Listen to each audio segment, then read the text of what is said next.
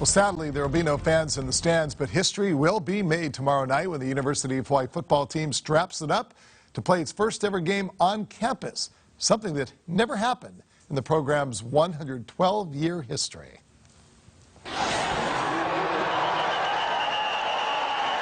The last time the University of Hawaii football team switched venues was back in 1976, when they moved into what was then the state-of-the-art Aloha Stadium, under head coach Larry Price. Prior to that, the team played at the old Honolulu Stadium in Mo'ili'ili from 1926. The place affectionately known as the Termite Palace was home not to just football, high school and college, but everything from carnivals to stock car races. But Hawaii football was king, and on Saturday night, some 26,000 fans would fill the stands to cheer on their beloved team.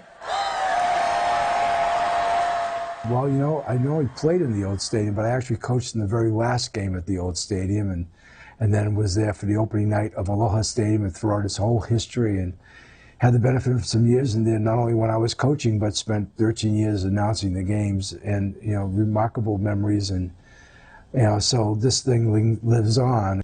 Now, of course, Honolulu Mayor Rick Blangiardi has much more on his plate than just football, and while he too is disappointed there will be no fans in attendance tomorrow night, he says seeing the team move on campus for the very first time is long overdue. I was really looking forward to that event, first and foremost, as well as every other football fan, UH football fan. So, this is a real disappointment. It's a sign of what we're all dealing with. I know what that means. I've been up there to see the new setting. It looks beautiful. I'm really excited about it. We've been so consumed with dealing with all aspects of this disease.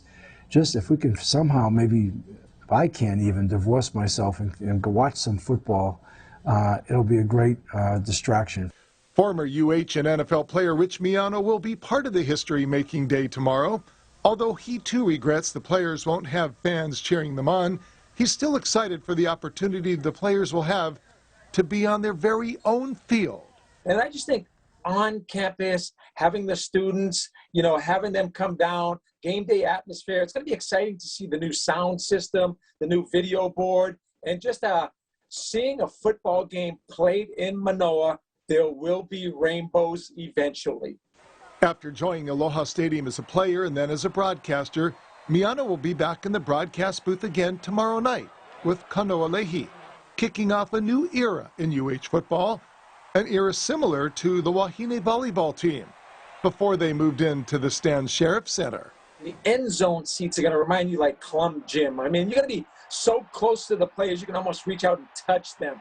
I think 9,000 fans screaming that close to the players is going to be a phenomenal home field advantage once we get to that level where there are fans. I think it's going to be really exciting. I'm glad to be part of it and can't wait to call that game tomorrow night. Now, if you are wondering, the team's first game is all the way back in 1909. They were known as the College of Hawaii's Fighting Deans. They won the game, which, by the way, at the time was played at Punahou School.